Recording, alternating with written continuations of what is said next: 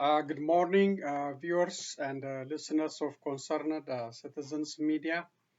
Thank you again for joining me. Today is July the 26th, 2022. I have some news to share with you.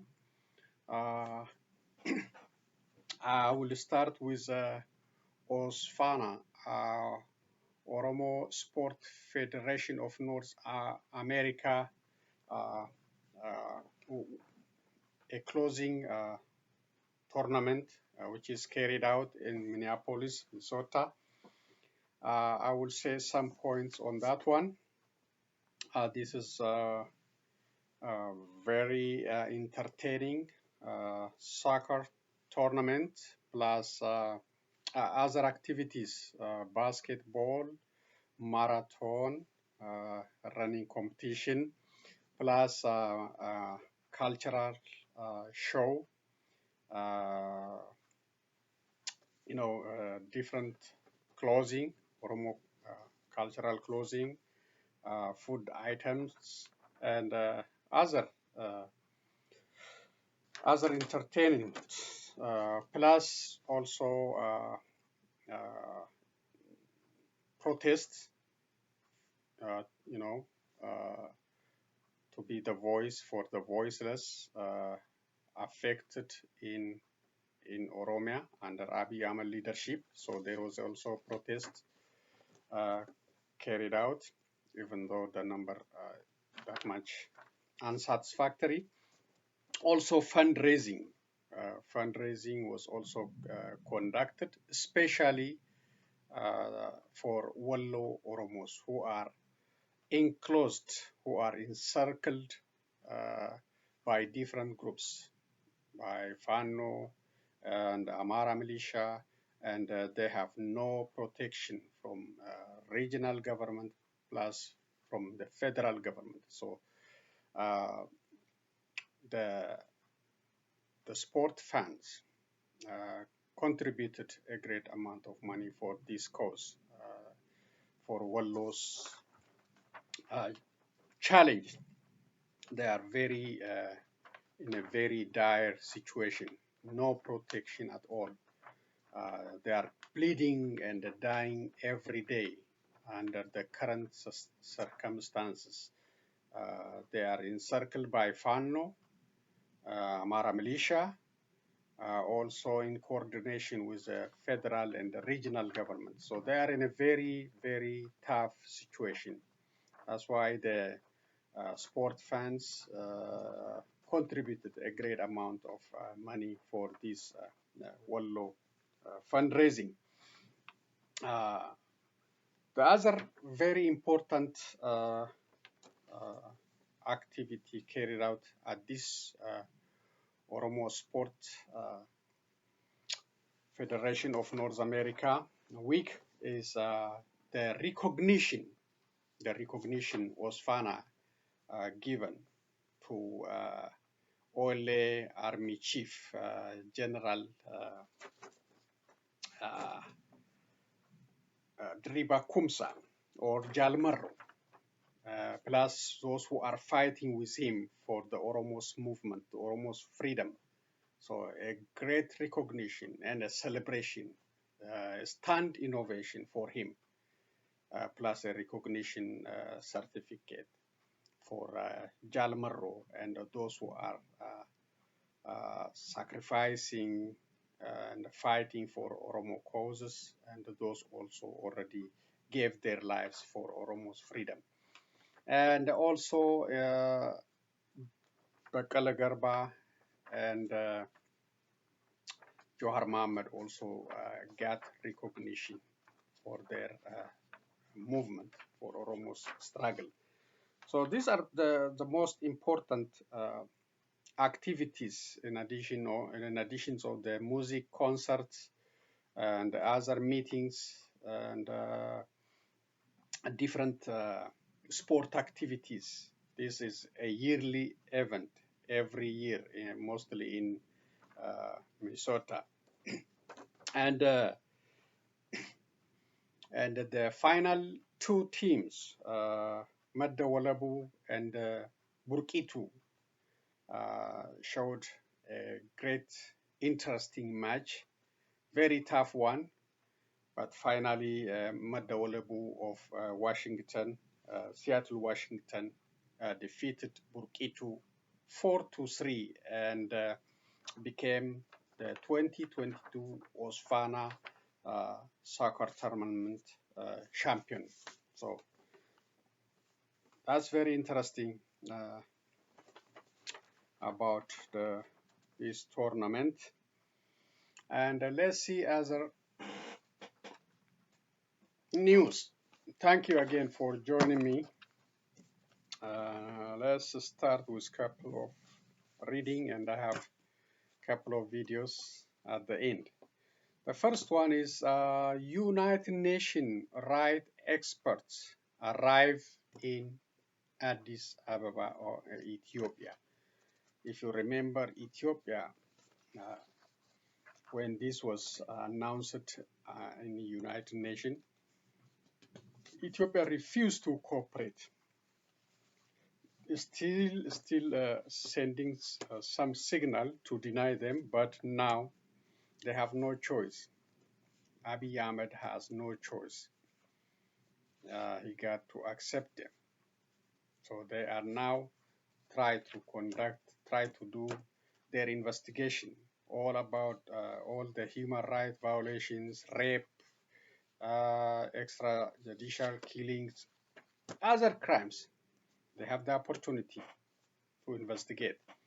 And Abiy Ahmed is cornered to accept this. He has no choice. He cannot say like before. He said repeatedly before, he will not accept this body.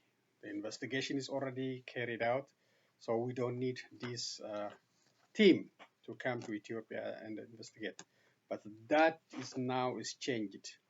A team which has three members, one from Kenya, one from the United States, and another is Sri Lanka, I think.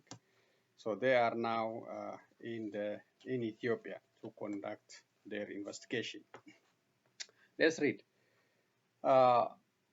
Members of the United Nations International Commission of Human Rights experts on Ethiopia are undertaking a visit to Ethiopia from 25 to 30 July 2022. This will be the Commission's first visit to Ethiopia since it was established by the Geneva-based UN Human Rights Council on 17 December 2021. The International Commission of Human Rights Experts on Ethiopia is an independent body mandated by the United Nations Human Rights Council to, among other things, conduct a thorough and impartial investigation into allegations of violations and abuses of international human rights law and violation of international humanitarian law and international refugee law in Ethiopia committed since 3 November 2020 by all parties to the conflict. The Commission's three experts, Mrs. Kari Betty Murungi, Chair from Kenya, Mr. Stephen Ratner, USA, and Mrs. Radhika Kumaraswamy, Sri Lanka, are supported by a secretariat based in Entebbe, Uganda. While in Ethiopia, the Commission will interact with a wide range of interlocutors. On 3 July, the experts will issue a communique on their visit. So they are now allowed to do their job to investigate the war crime. genocide, rape, immigration law broken, and other issues, and to give us some communique on July the 13th. So we wait to see what they're gonna say. Even so, they say all crimes committed by all parties, and we will see what they're gonna say. So that's a very first important step for accountability in that country.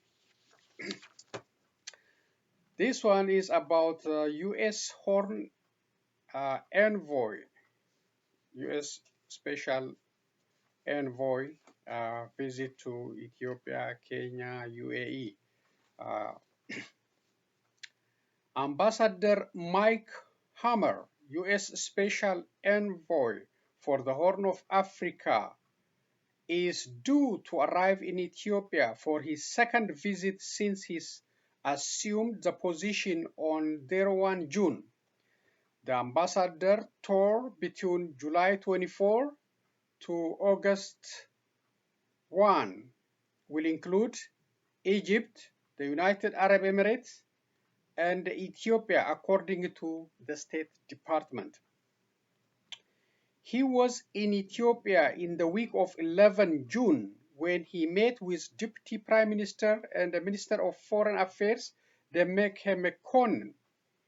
The two have discussed on wide-range issues, including humanitarian supply to war-torn Tigray, Afar and Amara regional state, and the measures taken to ensure accountability for abuses committed during the wars, as well as the AU-led peace initiatives. The two also discussed updates on the trilateral negotiations over the Grand Ethiopian Renaissance Dam, also known as GERD. Similarly, Ambassador Mike's second visit will focus on the same topics, while in Ethiopia, Special Envoy Hammer will have an opportunity to review progress on delivery of humanitarian assistance and accountability for human rights violations and abuses, as well as an effort to advance peace talks between the Ethiopian government and Tigray authorities.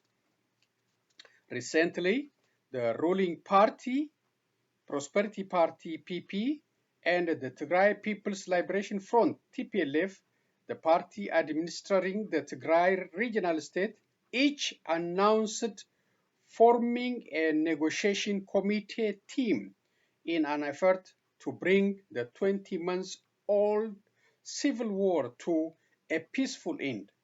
But there has been no progress report, including on planned face-to-face meetings as of yet. Furthermore, the ruling Prosperity Party has said the talk will be in a manner that respects the constitution and national interest of the country and facilitated by the African Union. But Getachew Reda, TPLF spokesperson, of it would be very irresponsible for us to submit all negotiating process to the AU, adding the talks should involve Kenyan President Uhuru Kenyatta. The State Department said the US remain committed to advancing diplomatic efforts in support of an inclusive political process toward lasting peace, security, and prosperity for all people in Ethiopia, but didn't indicate if Ambassador Mike's meeting with the AU includes discussion on the progress of AU-led peace talks initiatives. With regard to the GERD, the statement said the envoy will provide US support toward forging a diplomatic resolution to issues related to the GERD that would achieve the interests of all parties and contribute to a more peaceful and prosperous region. To that end, he will consult with the African Union, under whose auspices GERD talks occur.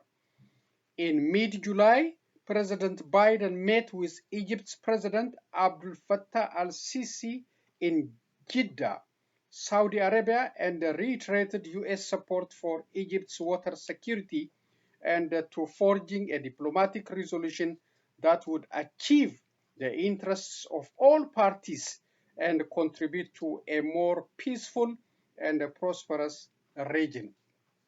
So that is the situation on guard, and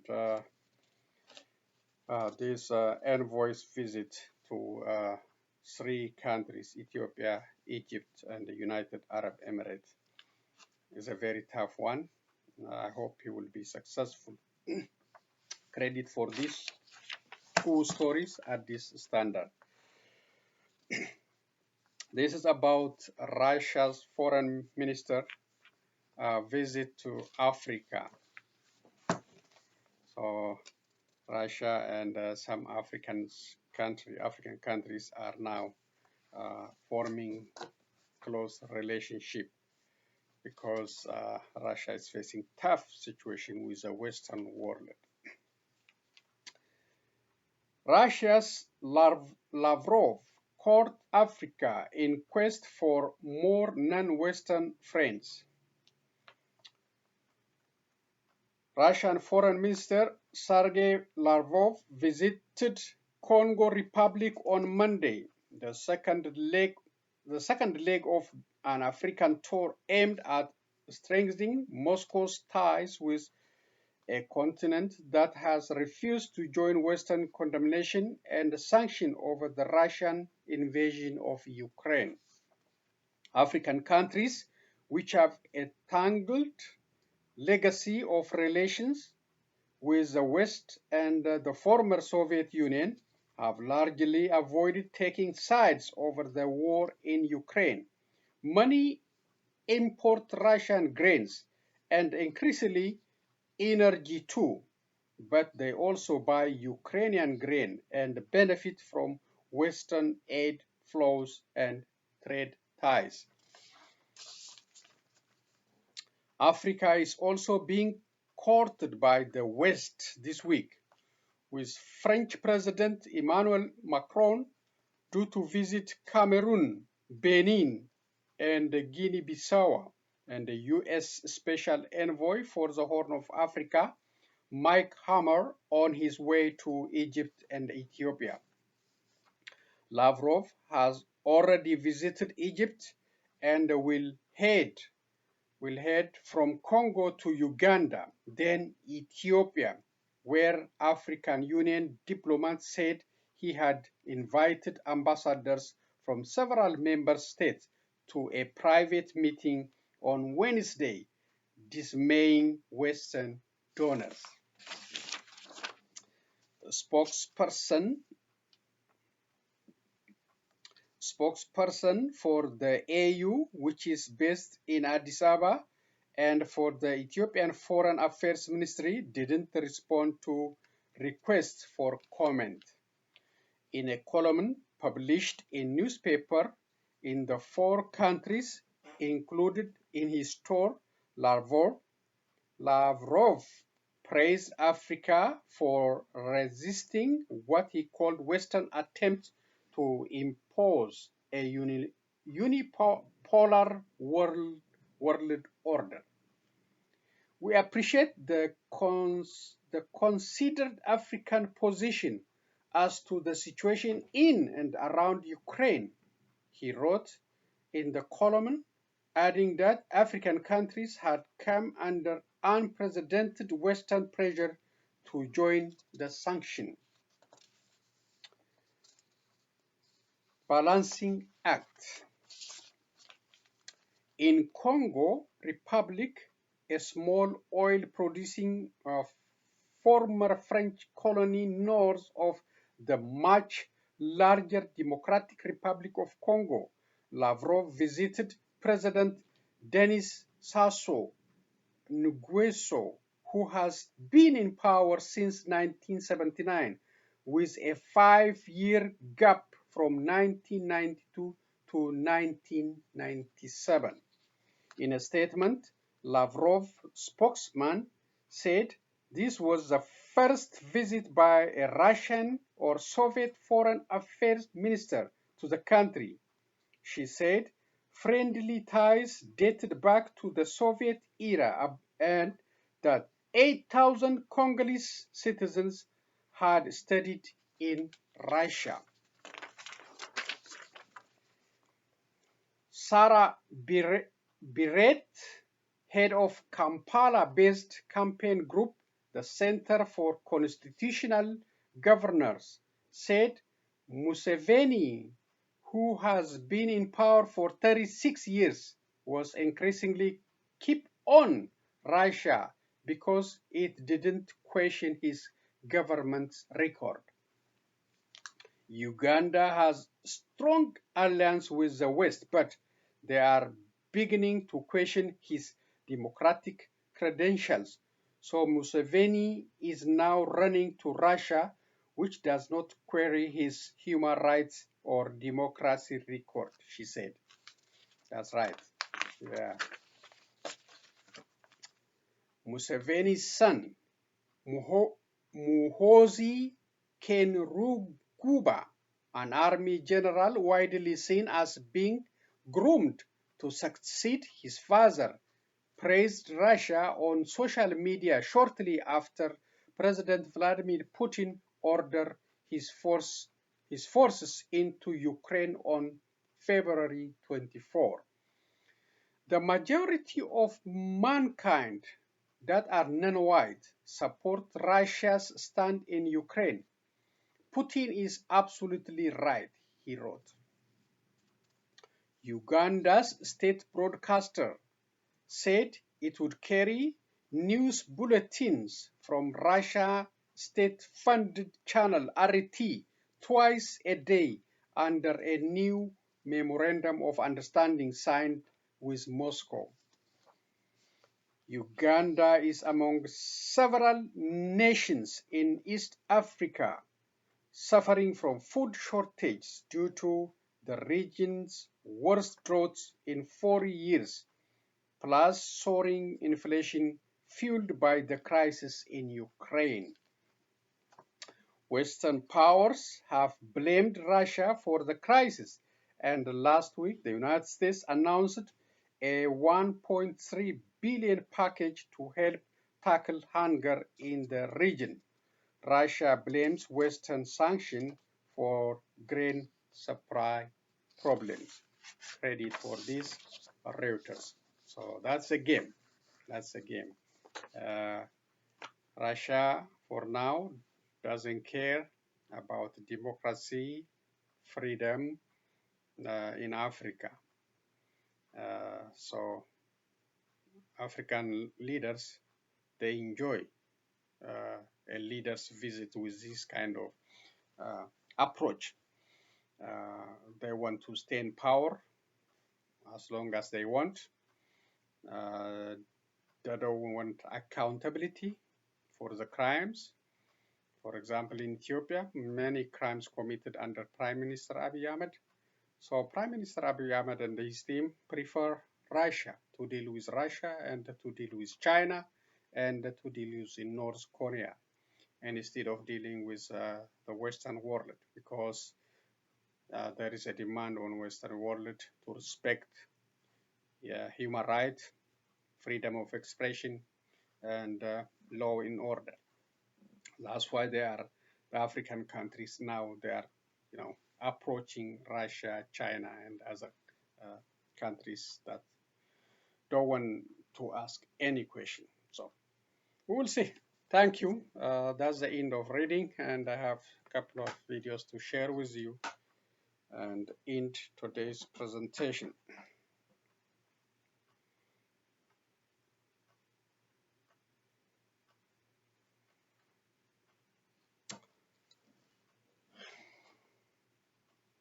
So the first one is, I think, is about Monkeypox.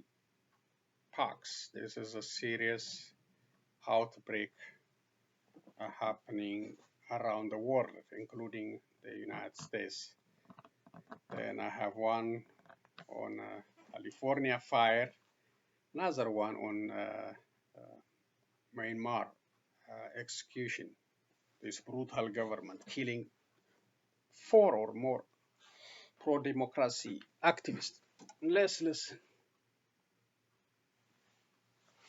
Here comes monkeypox.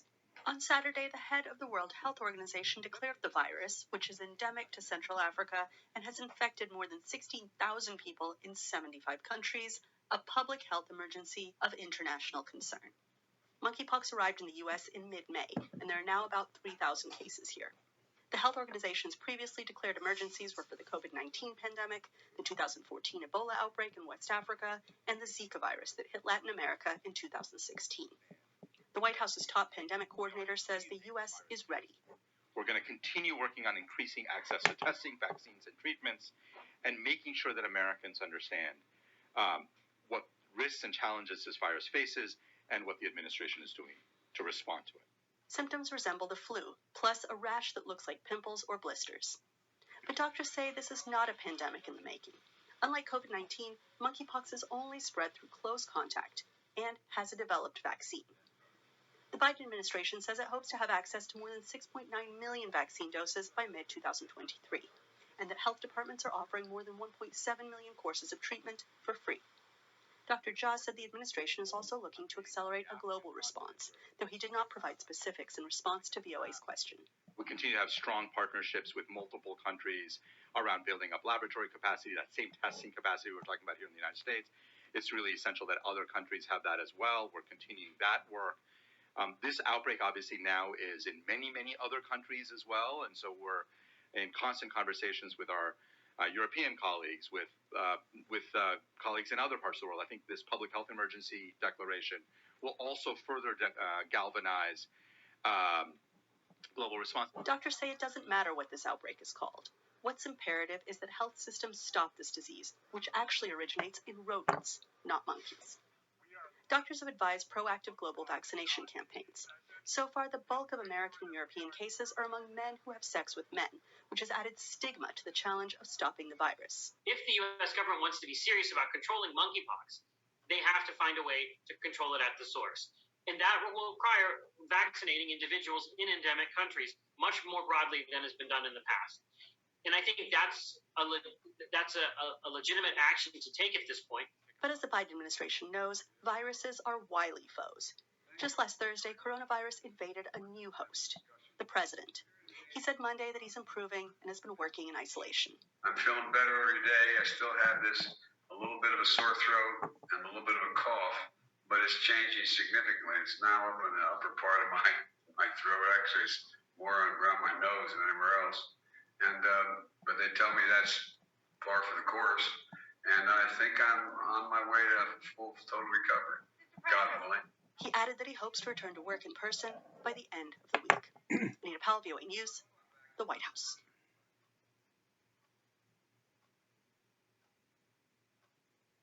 I think coming down to see Ross is very important, and to see whether he will sit well here and just...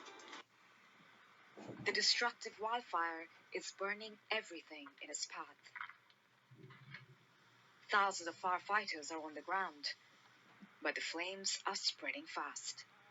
Jerry Cal has been ordered to leave the area, but he says he doesn't want to go. This is our home. I feel like we're going to do what we can to at least have a chance. But some didn't have that chance. Overnight, the fire destroyed their homes and years of memories.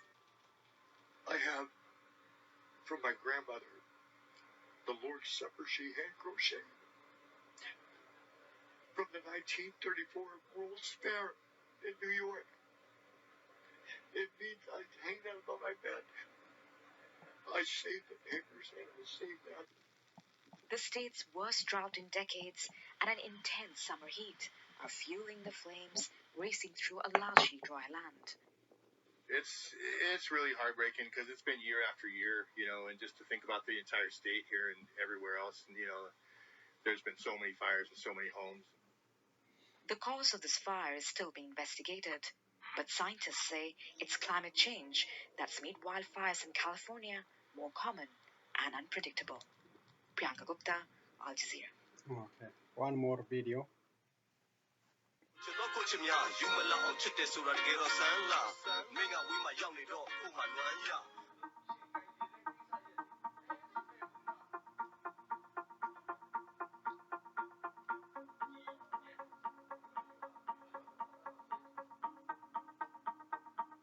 think these are the individuals executed.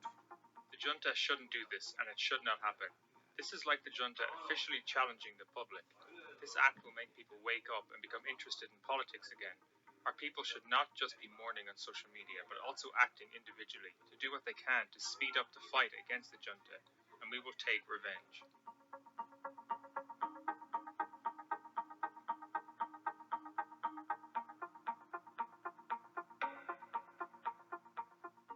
We need to get a real democracy, because the real democratic government will bring the brighter future of our young generation.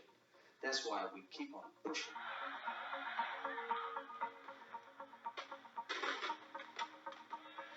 They are now executing political prisoners. That's clearly what these people were. And, this is on top of the crimes against humanity that have been committed by military forces all across the country against civilians. It is astonishing that the international community has been sitting back and just twiddling their thumbs as Myanmar has descended into this horrible situation of absolute human rights abuses occurring across the country.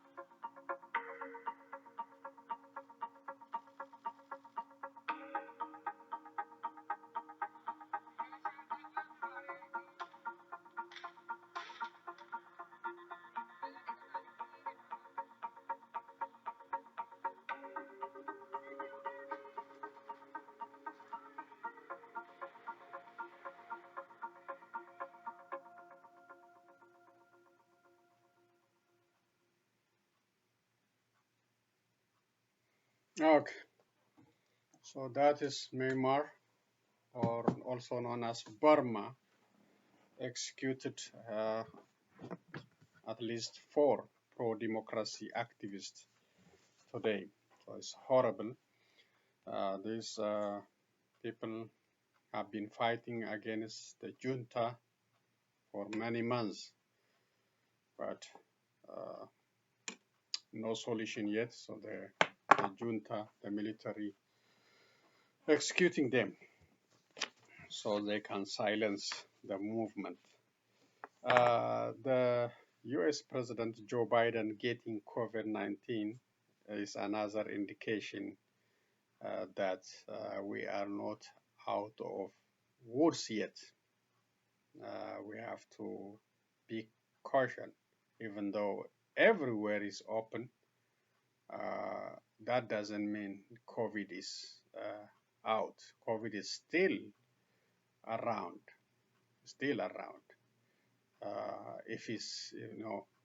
If it's getting the most protected person, that means it could be easy to get us. So we have to be careful, watch our surrounding. Plus, this monkeypox outbreak, this is another challenge. So we have to watch out surrounding, and take precaution on our movement.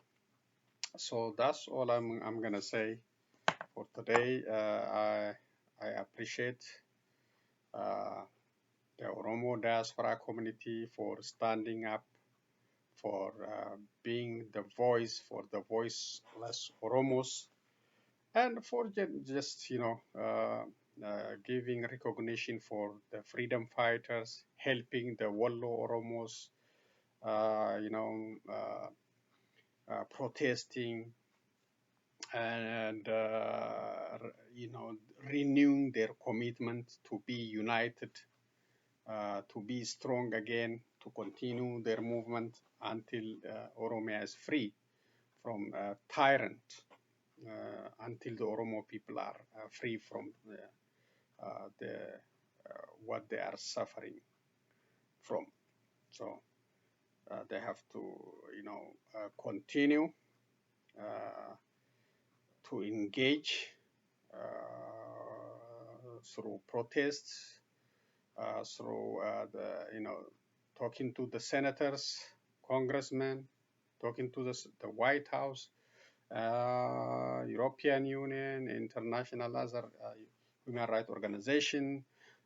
Let them know what is happening in Oromia, about the killing, torture, mass arrests in Oromia, especially about the suffering of the Wallo Oromos. So they have to, raise their voice, speak for these people, raise fund, and do all the engagement until Oromo and Ethiopia is free from the current system. The upcoming dialogue, meaningless. It will not resolve the country's problem unless a leadership is changed who can engage with all concerned citizens and settle the country's problem, settle the internal issue. Now the Prime Minister has been away from the scene. Nobody knows where he is. He released long time video. He's talking to the Muslim religious leaders. That's before the holiday. So nobody knows where he is. Some they say he is getting treatment in UAE. So many speculations. So we don't know. The country is without leadership now. So we just continue our push for democracy, freedom, justice in Ethiopia. Speak up, do whatever we can to raise fund, support who needs support, and speak up when we see injustice in Wallo and other areas. That's all I'm gonna say. Thank you so much, and please be careful what you're surrounding, and watch out about the COVID-19 and this new outbreak about monkeypox, and do to help those California fire victims. So long, everyone, and see you next time.